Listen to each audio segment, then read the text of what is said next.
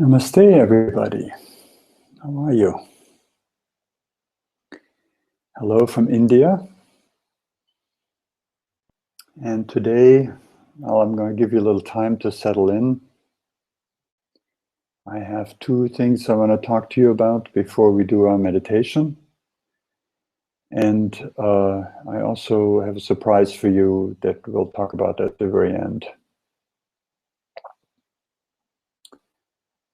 So the first thing I want to mention is that just a few days ago, a wonderful book came out. It's called Love Everyone. The author is Parvati Marcus. And it's a collection of interviews of a number of people, Western people, who had the experience of being in the presence of my guru, Neem Karoli Baba. And to be in the presence of a being like this is something that's really completely astounding. And as you may know, if you know the history of Ram Dass's book, Be Here Now, which first back in the 70s made Maharajji known in the West, then you have a sense that there is something absolutely extraordinary happening in the presence of a true Mahasiddha, great enlightened being like Maharajji. There's a story that comes to my mind that I want to tell you, and this is not something that distracts us from our task of awakening, because telling stories of enlightened beings, and particularly of one's guru, is one of the primary sadhana, spiritual practices of Bhakti Yoga. And why?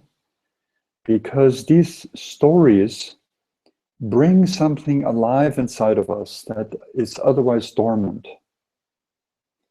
So I want to retell a story. It's not my own story, but a story that I loved, that is in the book, of a gentleman whom I never met. And I can just tell you what has happened in this relatively small circle of those people, those Westerners who had been with Maharajji. Something connected us so deeply in the innermost heart that today, sometimes I still meet somebody I've never met who was there maybe before I was. And immediately there's a connection felt, like we're the oldest relatives, the most intimate family. It's family of the spirit. So I'm talking about one of my Guru Bhais, that means Guru brothers. And I'm sure I'm not going to do real justice to his story. And to get that, you have to get the book and read it. But the story is delicious and I love to tell it. So this fellow was a devotee of, I'm having a senior moment, of Meher Baba. And Meher Baba was a great teacher in those days, still is today. But he was no longer in his body. And so my Guru brother went per ship. He came to India and he went to a ashram in South India that was one of Meher Baba's ashrams. And he studied there. And one of the things that Meher Baba says in his books is that once you have a connection with a guru, you should really not go to other gurus, because they teach in different ways, they use different terms, and it's confusing to the mind. It's better to go deep than to go flat and wide. So he kept that in mind. But after a while, he found out that Ananda Mayima, the great woman saint, this mother of India, was still alive at the time. And she had an ashram up in the mountains in Almora. And when he found out that she was still alive, he realized she had been one of the small circle of saints, very high saints that were friends or close to Meher Baba. And so he decided, even though he wasn't interested in other gurus, he decided to go to Almora. And he went to her ashram and stayed there for a while. After some time, his visa ran out and he had to get this visa renewed. And for that, he had to go to another town in the mountains called Nainital. Nainital happens to be close to Maharajji's ashram, Kenchi. And he was in Nainital, went to the visa office, and I have my own story about this particular officer in the visa office who, when I walked in because I had a German passport, he proceeded to slam-baste me and tell me how dare I be in India, and they didn't want our Western people there. And by the way, he really loved Hitler, and he gave him this whole spiel of why Hitler was such a great man, a real kshatriya, and so on. And I just left disgusted and went to some other town to get my visa renewed. So he ran into most likely the same fellow and got a very similar treatment. The guy just told him that he hated Americans, and what are you doing in this country anyway? This is our country and you should leave. And he had about 3 days left on his visa. So he was really kind of shell-shocked that suddenly the idea was that he had to be out of India in 3 days. So he walked kind of in shock out of the visa office and ran into some Western people there, and they just asked him what's going on, and heard the story and invited him to come with them to their hotel. They stayed at a place called the Evelyn Hotel, and they were Maharajji's students. And so they just told him, just come on down and meet our guru, and you don't have to be his disciple or anything. It's just have his darshan, just be in the presence of this other saint. And so he reluctantly agreed. So they went down to the ashram, and it happened to be this day when Maharajji, he only did this once with his Western students, when Maharajji had everyone come into his little room, and everyone could ask him one question, and they would get the answer from the one who knew. So he goes into this office, and all that's on his mind is his visa situation. And he asks if he should go back to America. And Maharajji just looks at him and says, go back. And so he walks out of the office, and then later he realized, my God, what an opportunity I've missed. I could have asked a real important question, but that was his chance. So he did that. And then, so the next day he assumed that it meant go back to America, but he wasn't really quite sure. So the next day he's back in Nainital, presumably on his way to America, but he had to wait for maybe 2 hours for the next bus in the bus station. And the visa office was like 2 blocks from there. So he says, well, what did Maharajji really mean? Did he mean go back to the visa office? Maybe, who knows? And so he said, well, I'll just give it a try. And he had the same clothes on, so he was clearly himself. He wasn't like in disguise. And he walked back into the visa office, and there's the same guy sitting on the desk. And he says, oh, welcome.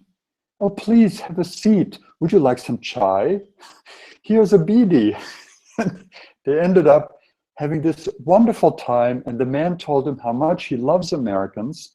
And then without him actually asking for a visa renewal, the visa official said, oh, would you like an extension on your visa? And he took the passport from him and stamped 6 months visa, which was quite unheard of in those days, right?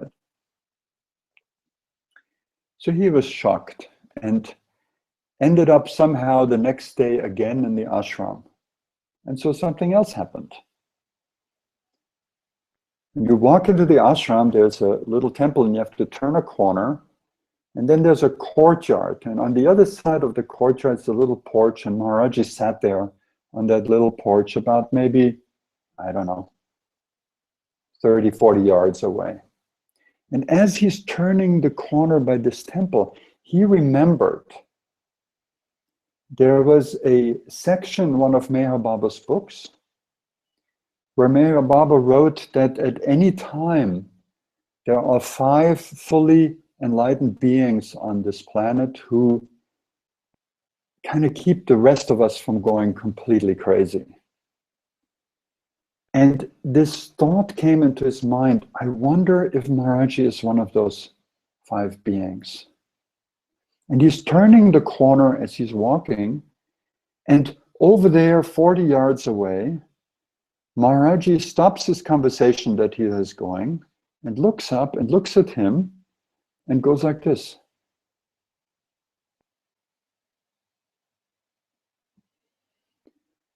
So, you see, there are some things going on here that are rather unusual. When you meet a being who not only is absolutely aware of everything that goes on in your mind right now, but knows your entire past and your future, can read you like looking through a piece of glass. And despite all the little things that you'd rather not have anyone know about you, he loves you absolutely and 100%, absolutely, with this profound love, a love that is so all-encompassing, like we have never experienced it. So that's just one of the little stories from the book. I don't know if I did it justice. There are many of them. And I invite you to look this up. It's available now. It's called, again, Love Everyone by Barbara Marcus, Parvati Marcus.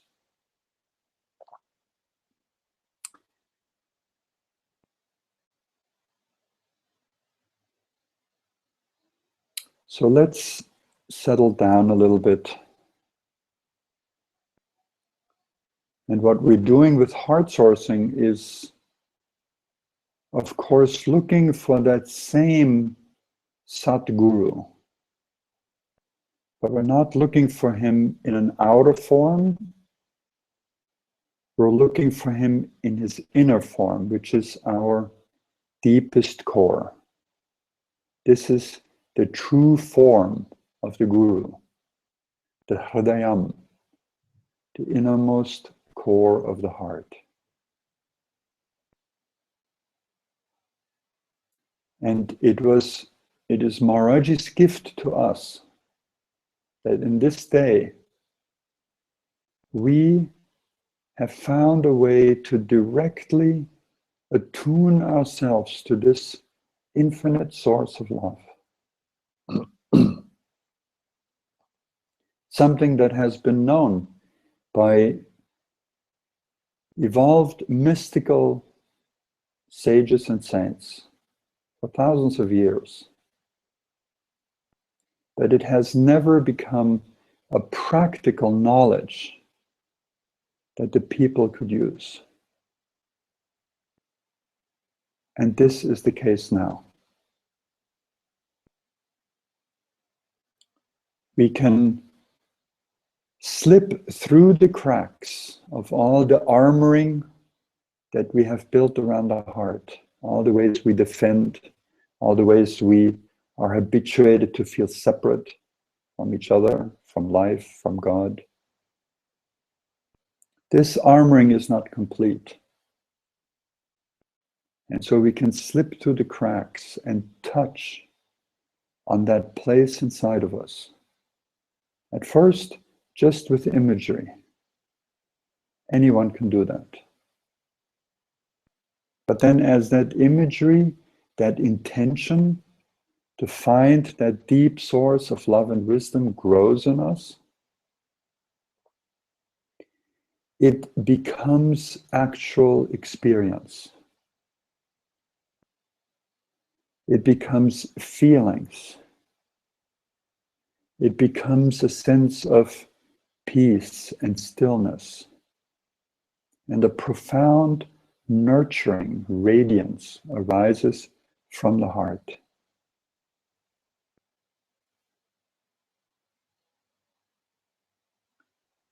So sit comfortably,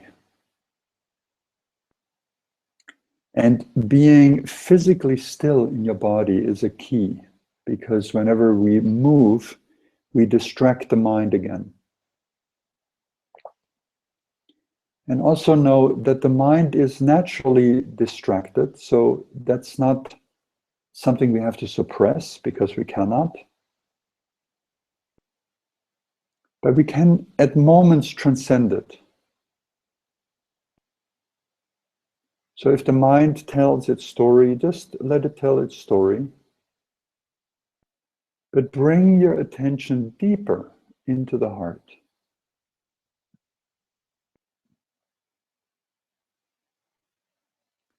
We begin by breathing into the center of the chest.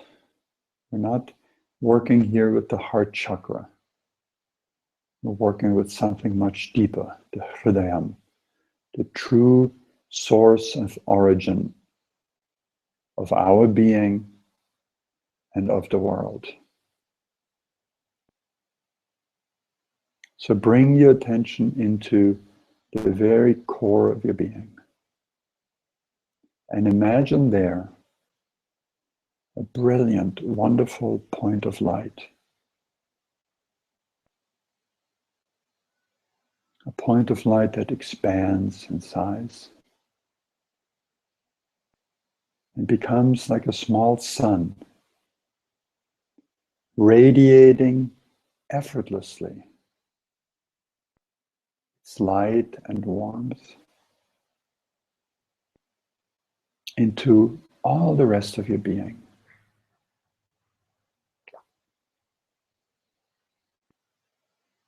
And so if thoughts come in and distract the mind, just notice them and let them go. And bring your attention back to that sun in the heart, that radiance.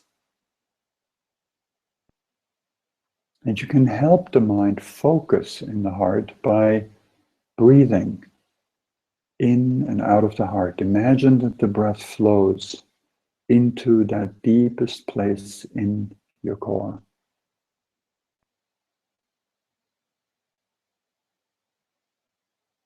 And settle into that place inside of you. Settle into that sun.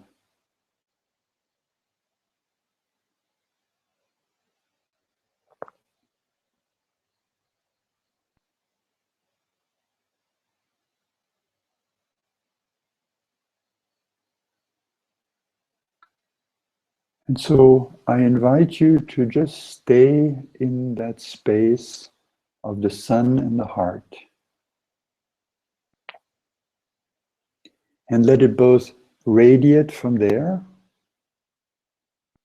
and receive that radiance in every cell of your body. Let yourself relax and be renewed and nurtured and rejuvenated in this deep presence, this deep radiance. And while you're doing this, I will chant a mantra for a little while. And the meaning of that mantra is that all pain, all suffering, all evil vanishes from the life of the person who keeps the sun and the heart. So let that mantra, the breath, your attention, all bring you into the presence of this inner light and into feeling its warmth in your whole being. Aditya hridayam punyam sarvashatru vinashanam. Aditya hridayam punyam sarvashatru vinashanam. Aditya Hridayam Punyam Sarvashatru Vinashanam. Aditya Hridayam Punyam Sarvashatru Vinashanam. Aditya Hridayam Punyam Sarvashatru Vinashanam. Aditya Hridayam Punyam Sarvashatru Vinashanam. Aditya Hridayam Punyam Sarvashatru Vinashanam. Aditya Hridayam Punyam Sarvashatru Vinashanam. Aditya Hridayam Punyam Sarvashatru Vinashanam.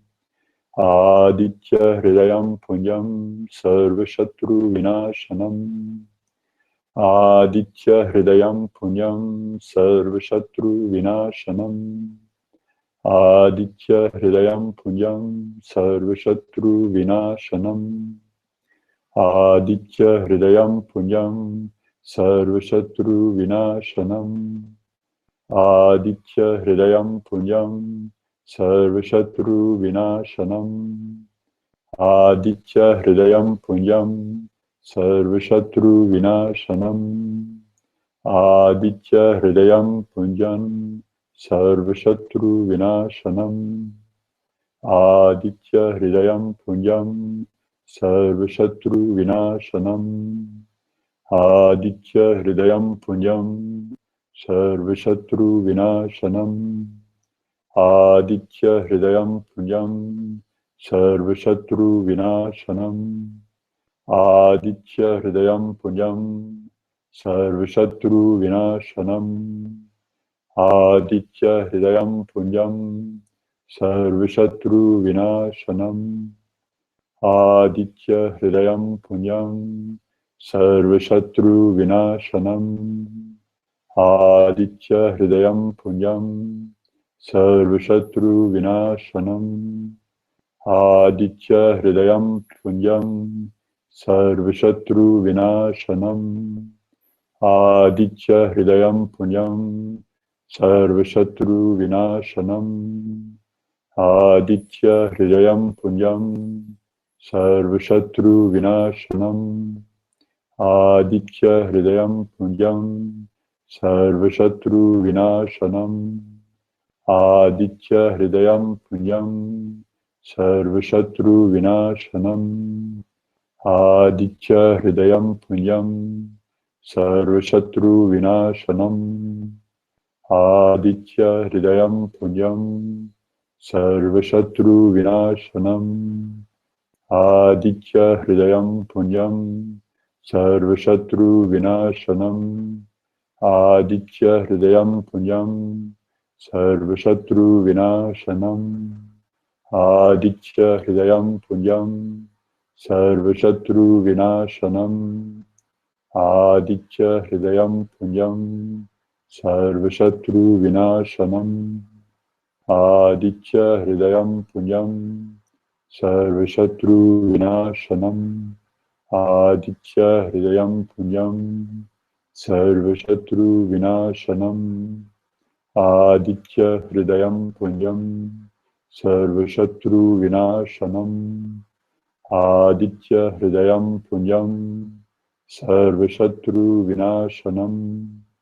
Aditya Hridayam Punyam Sarvashatru Vinashanam.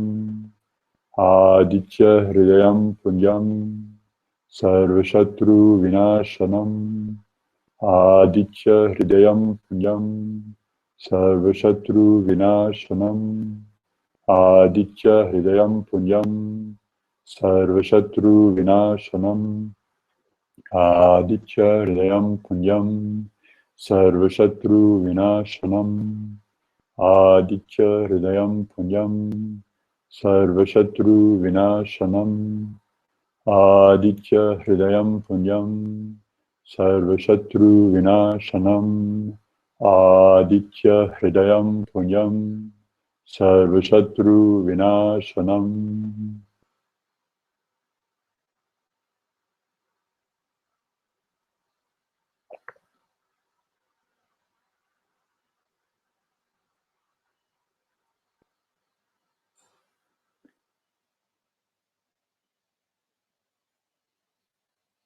with this inner loving, you can go as deep as you want.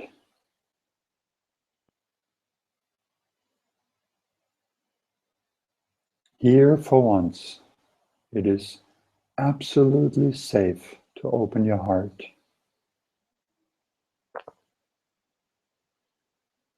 Because here you are, both the giver of love and the receiver of love in one.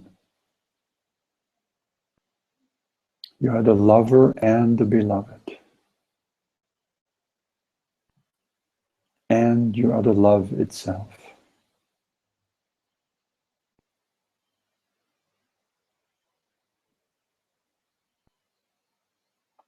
So it is absolutely secure to let yourself be loved in this way.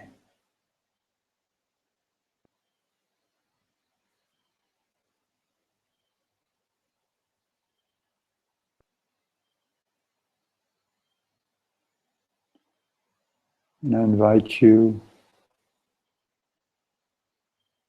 to go deeper and deeper into this inner well,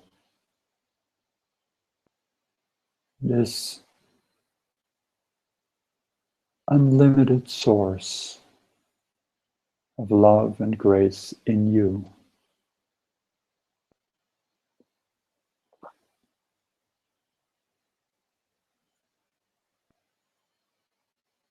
At first, it may not be so easy because there's still much mind and emotions that stand in the way.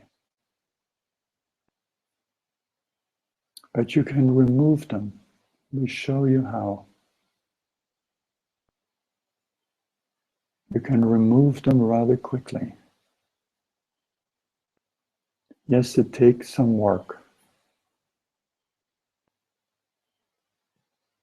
But the alternative is that same old suffering that you know. And so I invite you to practice heart sourcing every day. To go into the heart. To replay that meditation we just did. In whatever way, know that what you and we all have been searching out there has been all along inside of you, waiting for you to notice.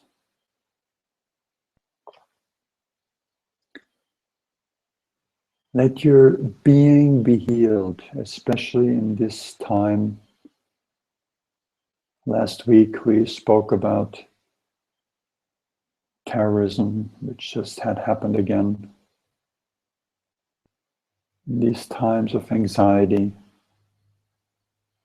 in these times also of the deep yearning of the spirit to awaken in so many people. And you want a direct and practical approach that doesn't involve more and more mind. Use heart sourcing, go to the heart.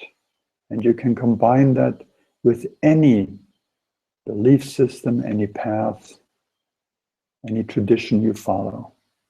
It doesn't conflict with anything that is of true spiritual value.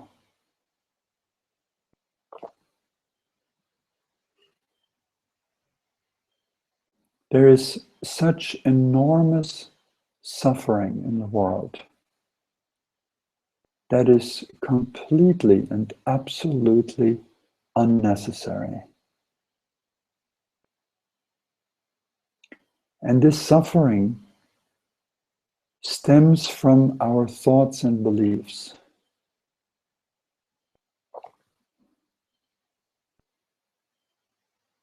We are raised in a world where we learn very difficult things. We learn to be critical of ourselves. We don't get the support when we're children to love ourselves unconditionally, no matter what. Because whenever we misbehave in the eyes of the adults. We're being corrected, and that amounts to a message that after a while, that there is something wrong with us, that we're not good enough, that we're not lovable just the way we are. And this becomes an emotional prison, and it becomes a mental prison.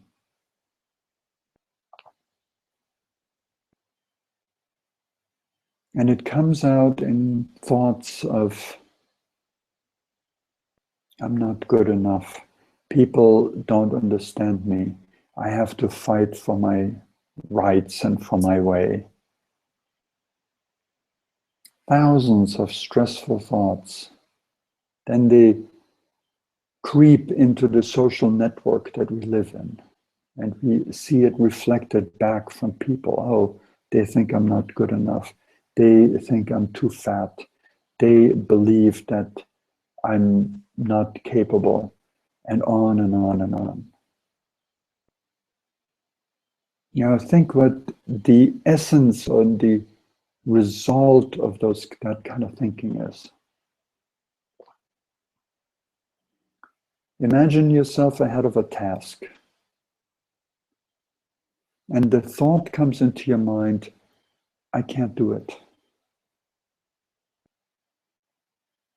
How are you going to feel confronted with this task? And how are you going to apply yourself?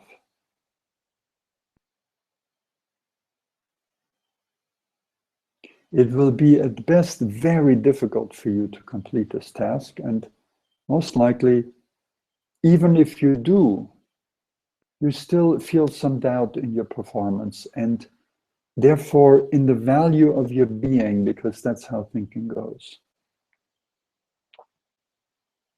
Now, imagine yourself in front of the same task, and the thought in your mind is, I can do it.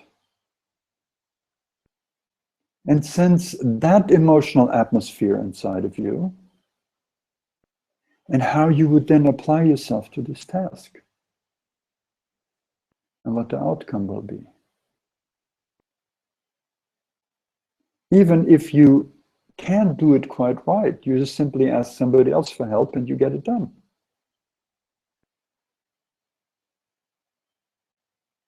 So we see the power of thoughts here. And Henry Ford said one time, the people who think they can and the people who think they cannot are both right. Because our thinking is a self-fulfilling prophecy. And we have layers upon layers of these thoughts inside of us that create suffering, even though they're absolutely untrue. So if you have a thought, I can't do it, you can learn to no longer believe it. You can learn to investigate, to question that thought. And when you find out that it has been this thought all along that created the difficulties you've had in performing certain tasks, then that thought will fall off of you like a lie you can no longer believe once you know the truth.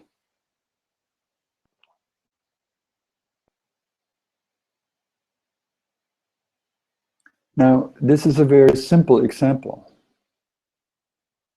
but the reach and the power of such thinking goes very deep. And it's perhaps the most formidable barrier, obstruction we have around that heart in us that is like that sun, and it shines and it shines, but it cannot shine where the light is blocked. So to be able to absorb, to be able to know that you are that inner radiance, that wonderful and powerful, all encompassing love.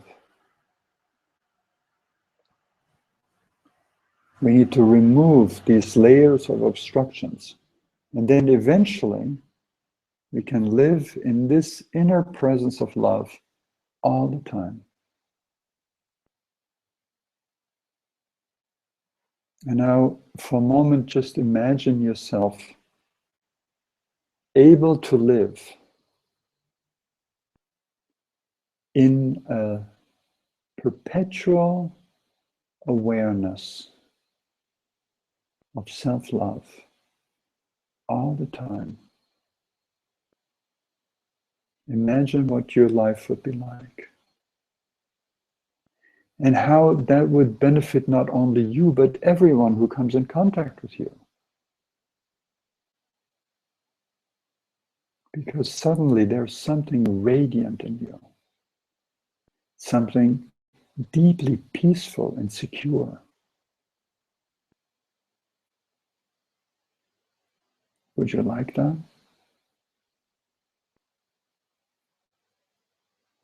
Then connect yourself to this yearning. Make it the one desire that becomes so powerful in you that it absorbs all the other desires of the distracted mind.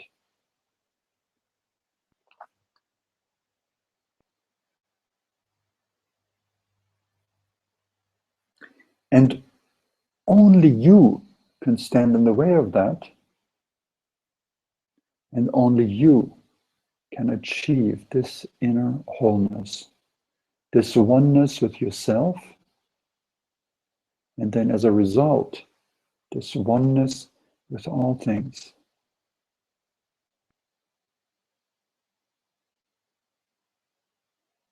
So let me dare to make a big step further into this. As we're talking here, you and I, and everyone else listening, let's take a look at what's going on here. There's this body called Ramgiri, and there's this body called you. But what is really in contact? It's not the bodies. I'm in India, you are God knows where. What is really communicating here? It is consciousness, isn't it? Consciousness is in you and consciousness is in me. And as consciousness, we are not separate. The same consciousness is in effect here and with you. And the most basic nature of this consciousness is love. Yes, we know. We all know fear and everything that grows out of fear, all the cancer of the mind that grows out of fear. But going back to the original consciousness we are, this consciousness is identical with unconditional, all-encompassing love. And so as we speak now, or you listen, I speak, as we communicate in this common moment of our understanding and of the presence we share in this moment, you can perhaps sense not only that we both share the same consciousness, but that there is a subtle connection of love that is present here. And this subtle connection of love is very powerful. You think of subtle things as small. No, they're not. This love is tremendously powerful, but we need to give it space. we need to make room for it in our lives.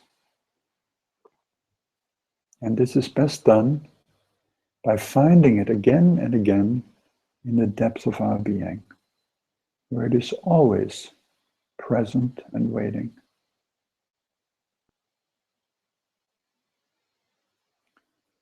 So I spoke of the heart today,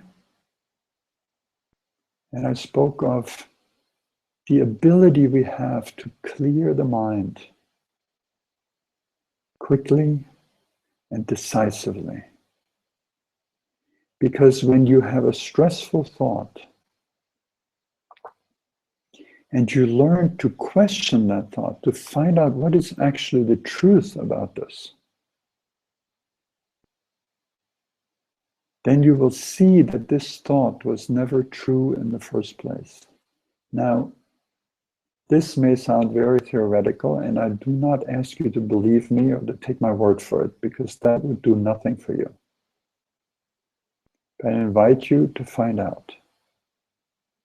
I'm talking here about a practical meditation called The Work, and you can find information about it on our website or on thework.com, and this information is all free.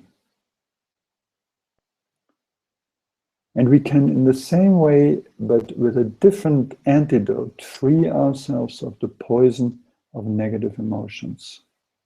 And these are the two layers of great obstructions around our true being, the hridayam, the core of the heart, the core of our divine essence.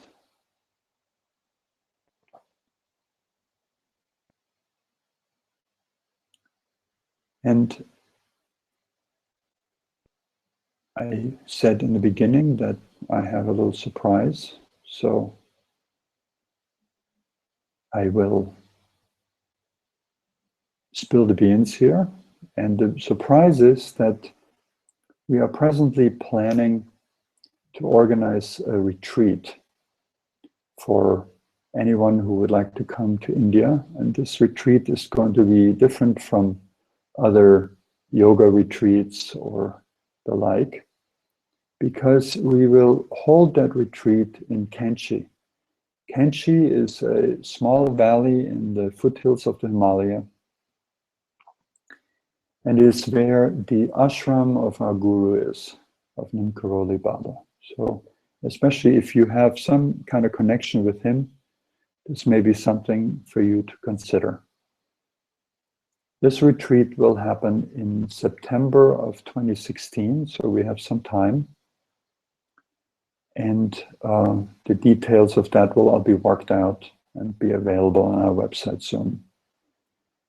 But since we're talking here and we just today kind of designed the first ideas of this experience, I'm going to let you know right away. So I want to once more bring to your heart the possibility that you can find love in you at every moment. It is a matter of relaxing and knowing what to do with your awareness to bring it into that deep center, and then most importantly, to become receptive in the rest of your being to this inner radiance and warmth. This can transform you quite quickly from the inside out, and it can especially be powerful healing toward any patterns of anxiety or depression or relationship issues that you may have, and so on. Because the heart, that love, is the transcendence point beyond all the tensions of emotions and thoughts. And we're not only capable of it, we already have it fully in us.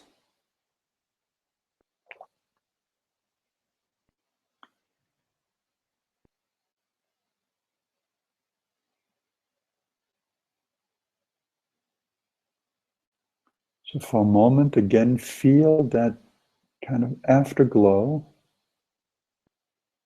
after meditation we did. And most importantly,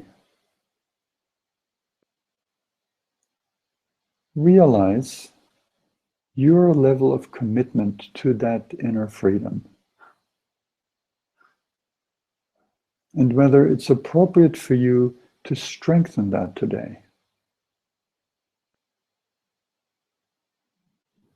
To say, I'm going to do it more regularly. Because the counteracting force in us is the pain body. The attachment of the ego to continue its old patterns of pain. And that is a struggle in us. That is the struggle that I see every time I meet someone who tells me they're suffering, and I show them what they can do, and I see them not doing it. And instead, continuing to live in a way that is not satisfying, not fulfilling, but contains pain. And that pain spreads from us to the people closest to us. We cannot prevent it, except by becoming free. So this is the revolution of our day. We have always tried to fix them. And we have gone to wars with it. Wars within our own heads. When the them is us, I'm not good enough. Wars within families. Wars within communities, within countries, between countries. Now we're even projecting it into outer space. That's the insanity that we've lived for too long. And it has come to a point where we can easily wipe ourselves out.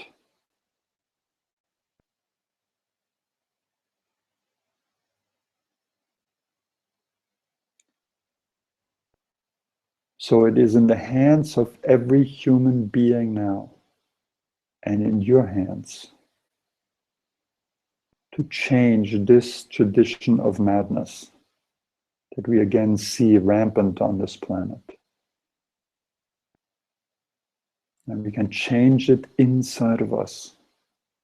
We are fully equipped to do that.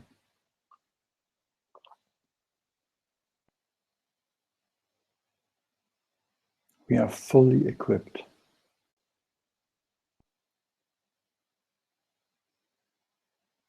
So I invite you to begin a new life today, inside you.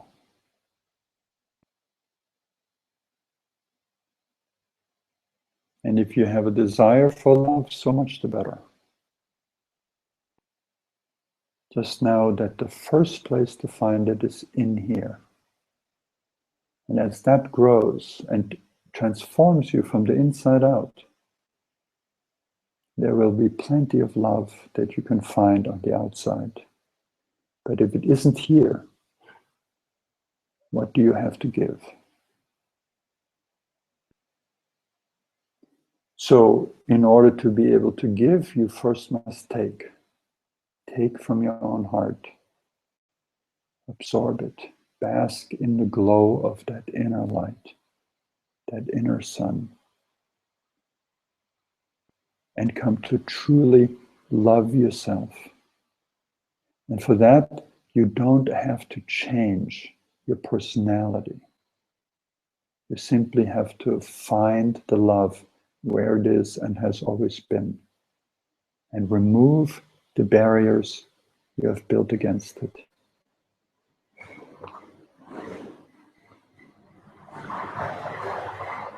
So I thank you for spending this time, and I wish you and your heart the very best. Namaste.